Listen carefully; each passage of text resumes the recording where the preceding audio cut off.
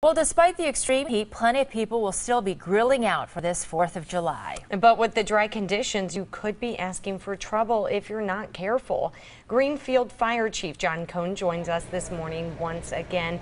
And John, this time we're talking about grilling. What kind of safety tips do you have for us when it comes to grilling? The first thing is correct location. You want to be at least 10 feet away from any structure.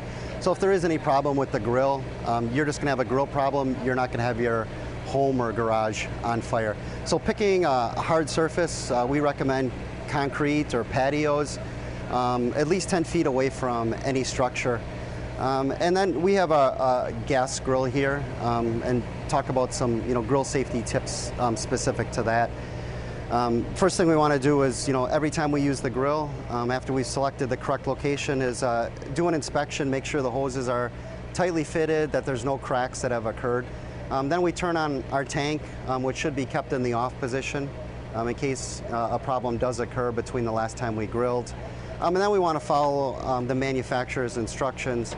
Our igniter has been working, but we turn on our grill, and then we light our grill, and if for some reason the grill wouldn't start, again, follow those manufacturer's instructions, and most of them recommend turning everything off, waiting for the gas to dissipate for about 3 to 5 minutes, and then trying again. But a lot of care has to be taken when grilling, all the time, but especially with the dry conditions. Know your surroundings and make sure you're in a clear area that isn't going to cause bigger problems. Chief, I would say your fellow firefighter there is doing an excellent job showing us the grilling tips, so thank you very much. He's doing a great job this morning. And he can't hear us right now. No, firefighter Rick's our hand model, so. Well, he did a great job. So, Chief, another question that we have for you, it has been so hot, and if there is a fire while you're grilling or doing something outside today, our instinct would be to try to put it out ourselves. Is that the best thing to do?